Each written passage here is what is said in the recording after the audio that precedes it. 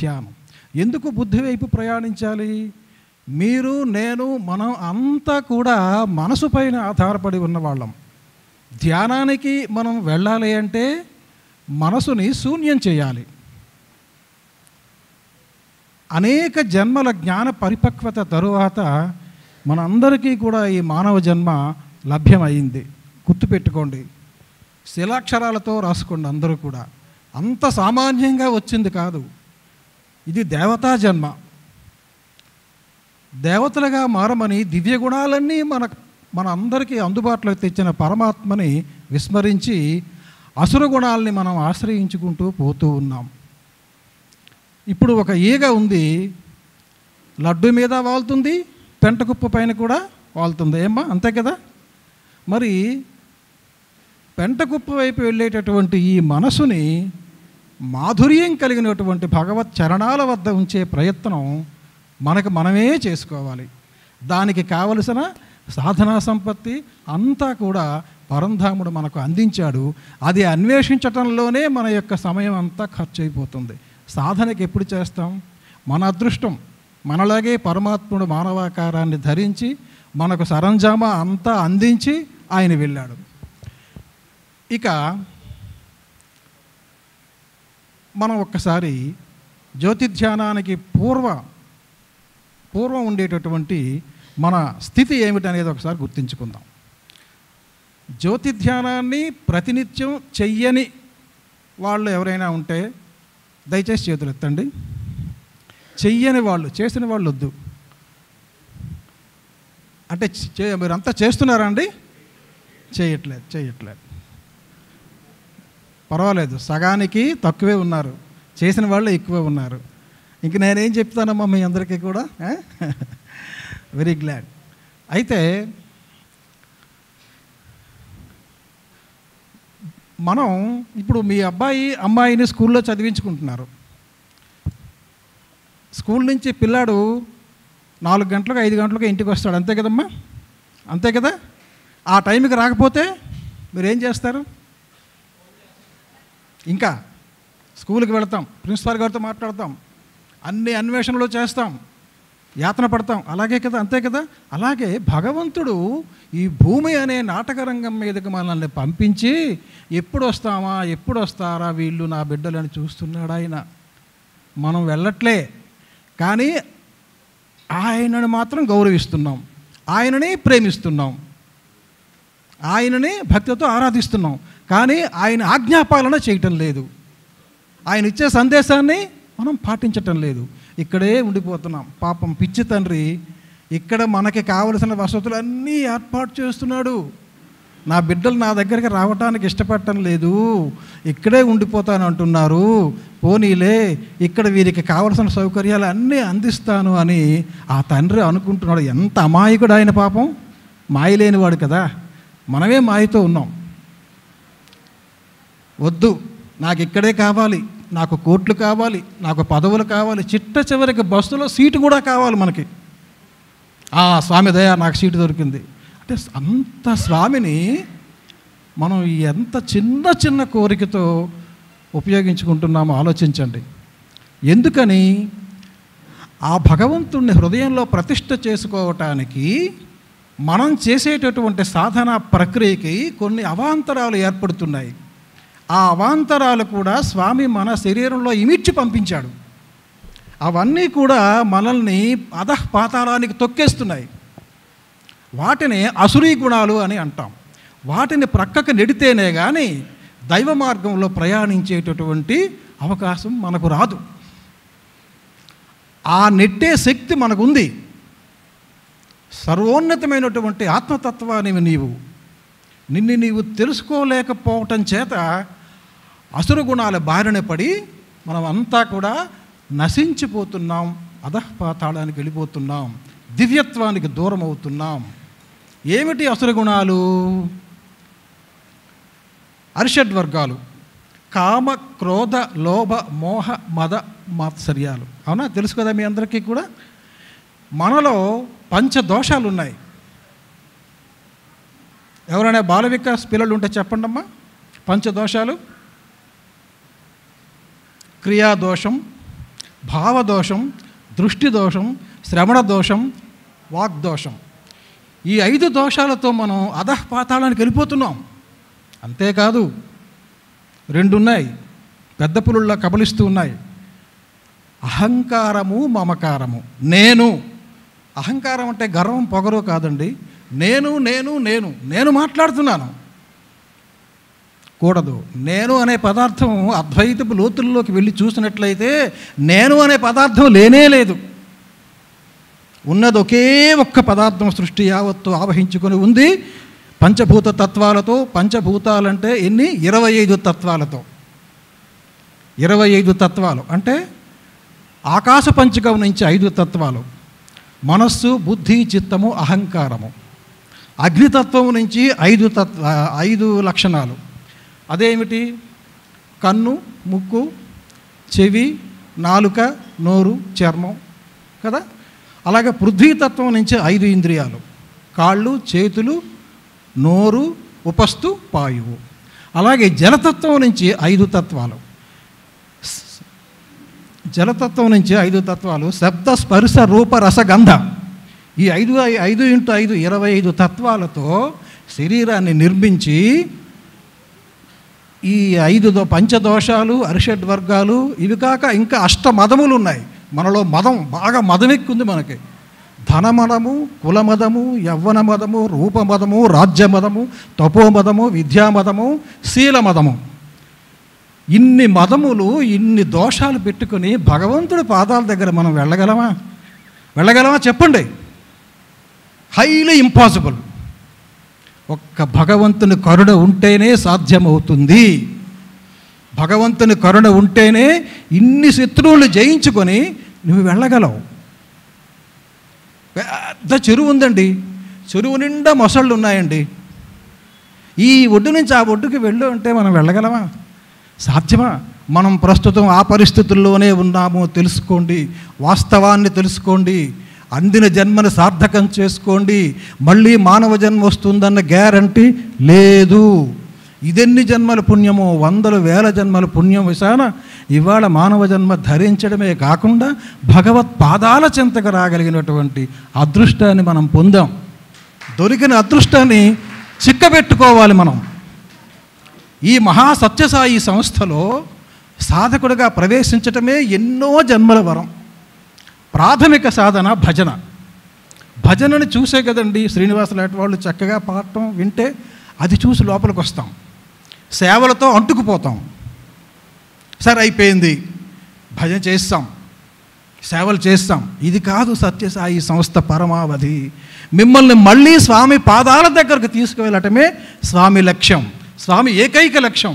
అది గుర్తుపెట్టుకోవాలి మనం. స్వామి ఏం చెప్పారంటే భగవంతుని పట్ల అత్యంత విశ్వాసం ఉండాలి బంగారు. మామూలు విశ్వాసం కాదు, అత్యంత విశ్వాసం. అనుస్మరణ ఉండాలి బంగారు. మామూలు స్మరణ కాదు, అరగంట భజన చేసి వెళ్ళిపోవటం కాదు. బస్సులో ఉన్నా, వంట చేసుకున్నా, కారులో వెళుతున్నా, మోటార్ సైకిల్ మీద వెళుతున్నా, ఉద్యోగ నిర్వహణలో కాస్త ఖాళీ దొరికినా స్మరణ చేసుకుంటూనే ఉండాలి. 3వది ఆజ్ఞాపాలన. గుర్తుపెట్టుకోండి, ప్రతి సత్యసాయి భక్తుడు కూడా గుర్తుపెట్టుకోవలసినటువంటి ఈ 3 అంశాలు ఎట్టి పరిస్థితుల్లో కూడా మనం మిస్ అవ్వటానికి వీల్లేదు. భగవంతుని ఆజ్ఞాపాలన ఉంటేనే స్వామి మీ జీవితాల్ని తన చేతులతో నడిపిస్తాడు. నేల మీద పాదం మోపనివ్వడండి. బంగారు నీ పాదం కందిపోతుంది నాన్న, నేను మోస్తాను రా నీ జీవితాన్ని అని స్వామి మిమ్మల్ని ఆయన ఫోన్లో పెట్టుకుంటాడు. ఎప్పుడు? ఆయన ఆజ్ఞాపాలన చేసినప్పుడు. ఈ అసుర గుణాలన్నీ కూడా మనలో ఉన్నాయని చెప్పుకున్నాం కదండి. వీటి నివృత్తికి కొంత సాధన అవసరం. అది భజనలు చేశాం, సత్సంగాలు విన్నాం, సత్సాంగత్యం పుస్తకాలు చదువుకున్నాం, సద్గ్రంథ పఠనం చేశాం, మహానుభావులు అందరితో కూడా కలిసిమెలిసి 24 గంటలు చేస్తున్నాం. ఇలా చేసినందువల్ల మనలో ఇంతమంది మంచి వాళ్ళతో కలిసి మంచి పనులు, సేవలు ఇవన్నీ చేస్తున్నాం కదమ్మా. ఇలా చేసినందువల్ల మనలో అహంకారం పాళ్ళు తగ్గుతుంది, మమకారం పాళ్ళు తగ్గుతుంది, ఈ అరిషడ్ వర్గాలు వీటన్నిటి పాళ్ళు తగ్గుతాయి. ఒక వ్యక్తి కనిపిస్తే మనసారా ఆనందంగా సాయిరాం మన 2 చేతులు జోడించే సంస్కారం మనకు అబ్బుతుంది. ఈ సంస్కారం వచ్చిన తర్వాతనే మనం జ్యోతి ధ్యానానికి అర్హత సంపాదించినట్టు. గుర్తుపెట్టుకోండి, సాధారణ వ్యక్తి జ్యోతి ధ్యానానికి అర్హత లేదు.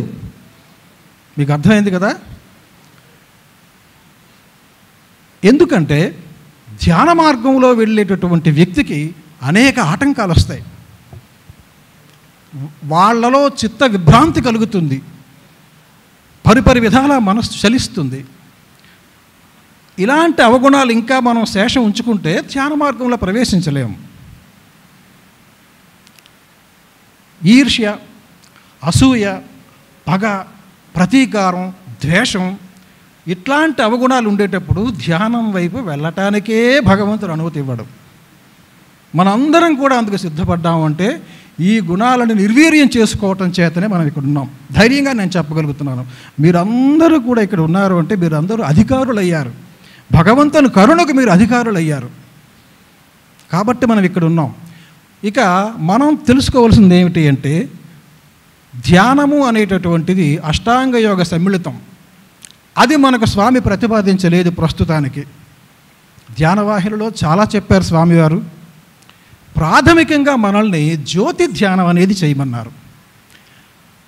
జ్యోతిని మనం ఎదురుగా పెట్టుకొని 2 నిమిషాలు, 1 నిమిషం నుంచి 2 నిమిషాల వరకు తదేకంగా ఇంచుమించు రెప్ప వేయకుండా జ్యోతిని చూసిన జ్యోతి మూర్తిని ఒక్కసారి మనం బృకుటి మధ్యకు తీసుకుని వెళ్ళి మనం ప్రయాణం ప్రారంభించాలి. అయితే జ్యోతినే ఎందుకండి ఎన్నుకున్నారు? రూపధ్యానం, నామధ్యానం కూడా ఉంది కదా అని మీరు అడగచ్చు.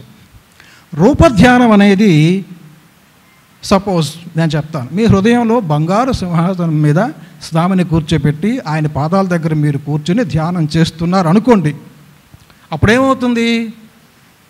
కాసేపు పోయిన తర్వాత స్వామి నీ వైపు చూడకుండా ఎటో చూస్తున్నట్టు, కోపంగా ముఖం పెట్టినట్టు అని ఇలా ఉన్నట్టు, అయిష్టంగా ఉన్నట్టు ఏదో ఒక రూపానికి రావచ్చు, చలించవచ్చు.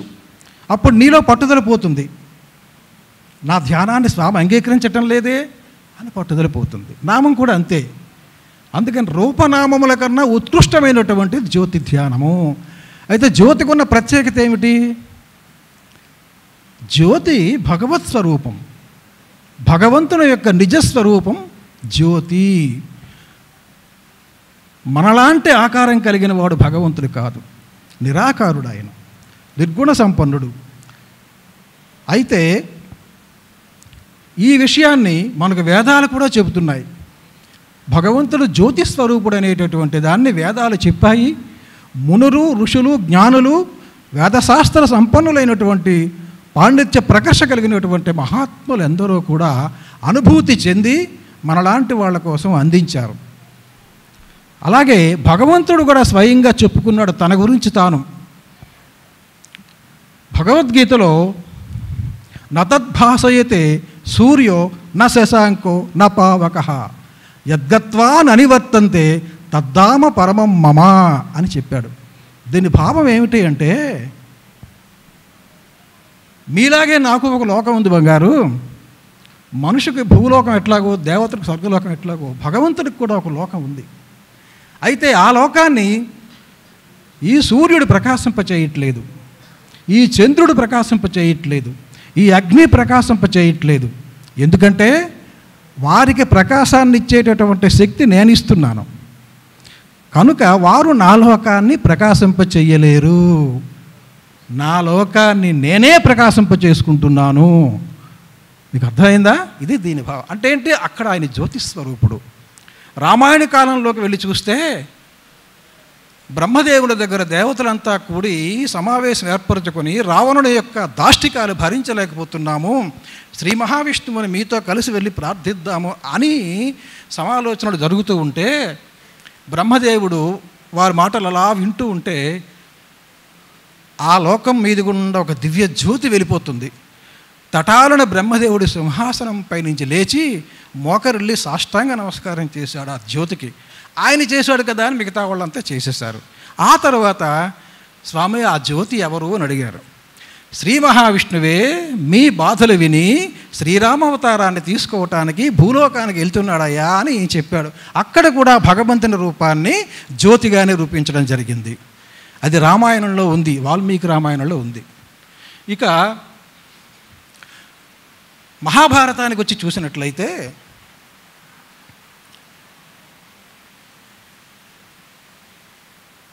కంసుడు ధనుర్యాగం కోసం కృష్ణ బలరాములు ఇద్దరినీ కూడా ఆహ్వానిస్తూ రథమిచ్చి పంపిస్తాడు అక్రూరుణ్ణి.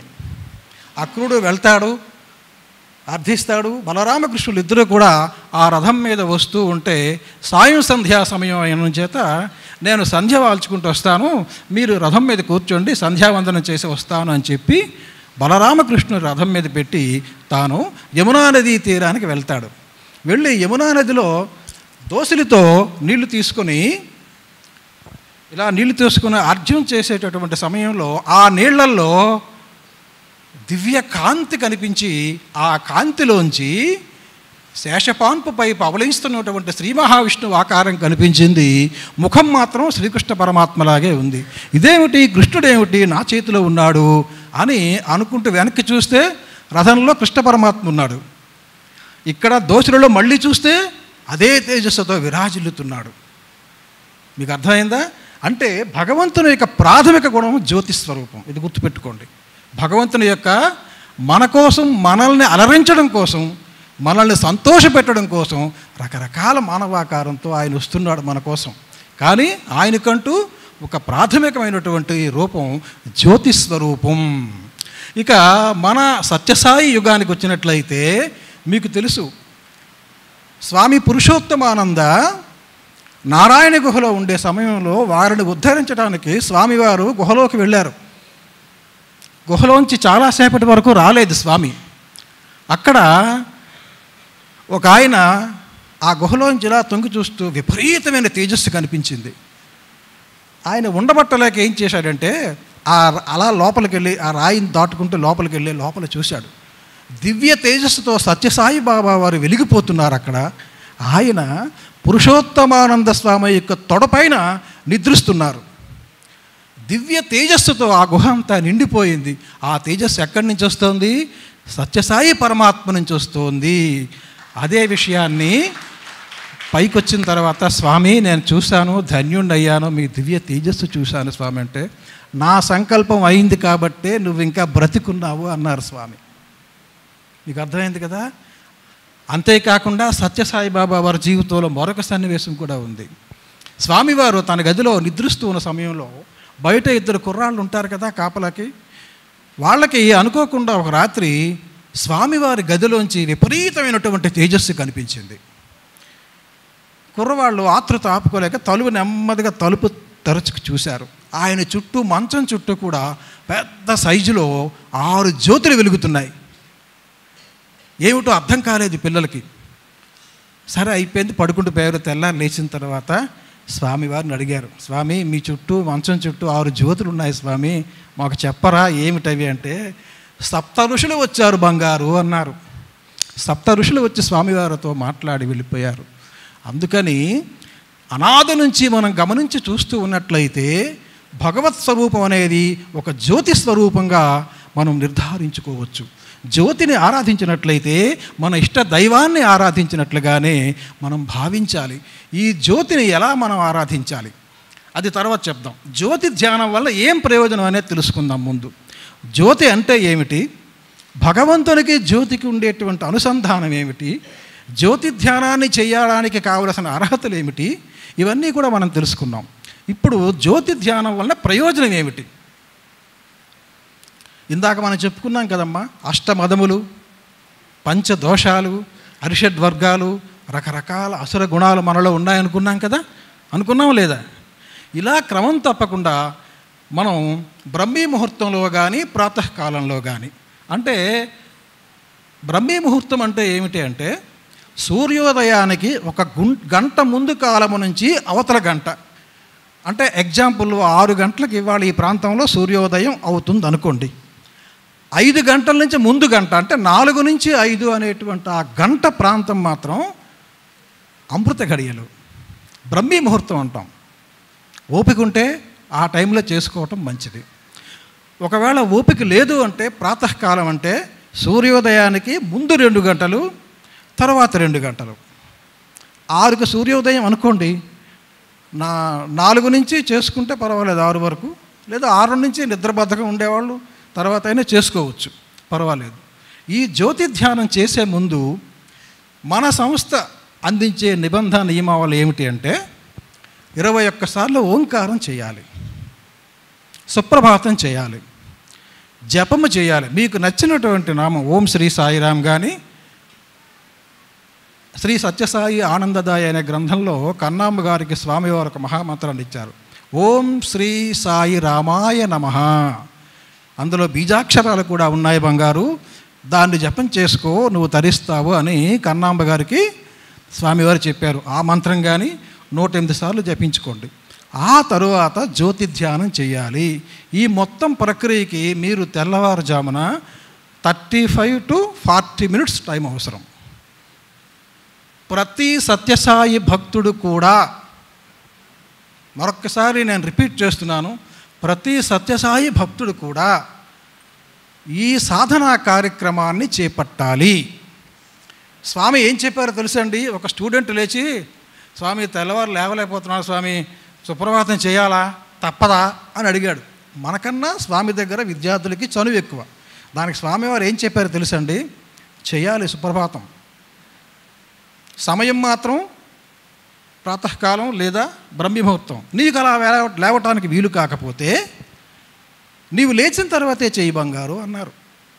21 సార్లు ఓంకారం చేసి సుప్రభాతం చేసేటప్పుడు స్వామి ఏం చెప్పారంటే, ఒరే ఇవాళ నువ్వు లేస్తావు, నీ కాలకృత్యాలు తీర్చుకోకుండా, గుర్తుపెట్టుకోండి, నీ కాలకృత్యాలు తీర్చుకోకుండా నీ దైనందిన జీవితంలోకి ప్రవేశించినట్లయితే నీకు ఎలా ఉంటుంది అని అడిగారు స్వామి. బ్రష్ చేసుకోకుండా, కాలకృత్యాలు తీర్చుకోకుండా మన దైనందిన జీవితం చేస్తే ఎలా ఉంటుందండి? మనకి పిచ్చి పిచ్చిగా ఉండదా? చిరెత్తినట్టు ఉంటుంది, ఏ పని తోచదు, అందరి మీద చిరాకు పడిపోతాం, శరీరం అలజడైపోతుంది, గడబడైపోతుంది. అలాగే సుప్రభాతం చెయ్యకుండా కానీ నీ దైనందిన జీవితంలోకి వెళ్ళావంటే నీ ఆధ్యాత్మిక జీవితం కూడా అలాగే ఉంటుంది అన్నారు స్వామి. అలాగే ఉంటుందన్నారు.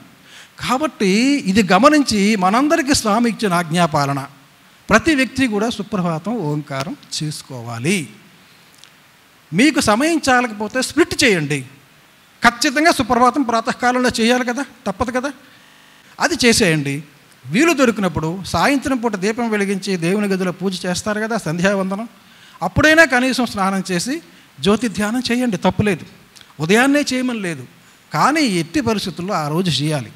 ఏదన్నా ప్రత్యేకమైన బిజీ ఉంటే వదిలేయండి, పర్వాలేదు, అది భగవంతుడికి అర్పణ చేసేస్తాం, మనం ఏం చేయలేం. ఆయన అనుమతి ఉండాలి ఏ కార్యక్రమం చేయాలన్నా. అయితే ఈ జ్యోతి ధ్యానం వల్ల ప్రయోజనం ఏమిటి? మనలో ఉండి మనకి అలజడి చేస్తున్నటువంటి, మనల్ని అధఃపాతానికి తొక్కేస్తున్నటువంటి ఇంద్రియ వాసనలు ఏవైతే ఉన్నాయో వాటి ప్రభావం రోజు రోజుకి క్రమక్రమేణా తగ్గిపోతుంది. ఈ కంటితో చెడు దృష్టి చూస్తాం, చెడు దృష్టి రెండోసారి కూడా చూడాలనిపిస్తుంది, అవునా కదా?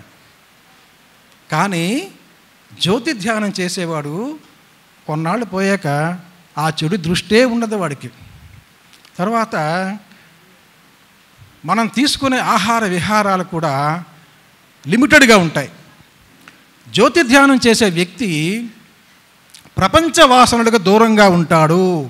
నేను వచ్చిన పని వేరే, ఈ ప్రపంచంలో ఉండే లౌకిక వైభోగాలు అనుభవించటానికి నేను రాలేదు, మరుజన్మ లేకుండా చేసుకుందుకు వచ్చాను. ఇది అపూర్వమైనటువంటి అవకాశము, మళ్ళీ లభిస్తుందన్న గ్యారంటీ లేదు. కాబట్టి నాకు దొరికిన ఈ ఆయుః ప్రమాణంలో నేను నా జన్మ సాఫల్యత కోసమే కృషి చేస్తాను అని ఆలోచించే శక్తి జ్యోతి ధ్యానం చేసేవాడికి వస్తుంది. మీకు అర్థమైంది కదా? జ్యోతి ధ్యానం వలన మన పరమావధి ఏమిటనేది తెలుస్తుంది. ఇది సిద్ధించడానికే మనం ఈ సంస్థలో ఇంతకాలం ప్రయాణం చేస్తాం. చూడండి, సామాన్యుడు జ్యోతి ధ్యానం వరకు రాలేడు, ఇది సిద్ధించడానికే ఇంత దూరం ప్రయాణం చేశాం. ఈ ప్రయాణంలో మనలో ఇంకా ఉండిపోయి ఉన్నాయి. నేను సమితి కన్వీనర్ని, లేకపోతే నేను స్పిరిచువల్ కోఆర్డినేటర్ని, నా వలన ఇది అంతా జరుగుతోంది, నా కోఆర్డినేషనే, నేనే మాట్లాడేస్తున్నాను, ఇంత చక్కగా మాట్లాడేది నేనే, ఇంత చక్కగా పాట పాడేది నేనే, ఈ నేనే నేనే నేనే అనేది ఏదైతే ఉందో జ్యోతి ధ్యానం చేసేవాడికి తగ్గిపోతుంది, గ్యారంటీ తగ్గిపోతుంది. ఎందుకు అంటే ఇక్కడ ఒక కీలకమైన విషయం ఉంది జ్యోతి ధ్యానంలో. ఇప్పుడు మనం వింటాం, మన శత్రువుల్లో కూడా ఆత్మను ప్రవేశపెట్టమన్నారు. శత్రువు కూడా మనలాగే తరించాలని కోరుకుంటాం. అక్కడ ప్రతి శరీరంలో కూడా ఆత్మ ఉంది అనే విషయాన్ని రోజు చూసుకుంటున్నాం. మన మనసులో రోజు చూసుకుంటున్నాం, ధ్యానిస్తున్నాం.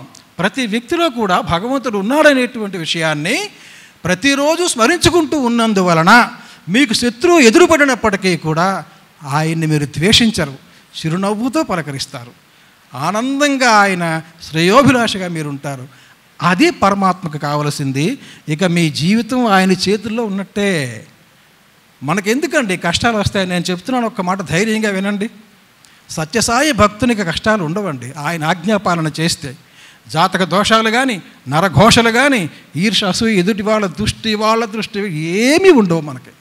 ఎందుకు అంటే ప్రతి శరీరంలో ప్రతి జీవులో పరమాత్మను చూసే అభ్యాసానికి మనం అలవాటు పడిన తర్వాత నరఘోషలు ఉండవు, జాతక దోషాలు ఉండవు, అన్నీ ఆయన సరిచేసేస్తాడు, క్షణాల్లో సరిచేసేస్తాడు ఆయన. మీకు తెలుసా, ఆయన చెప్పాడు ఆ మాట.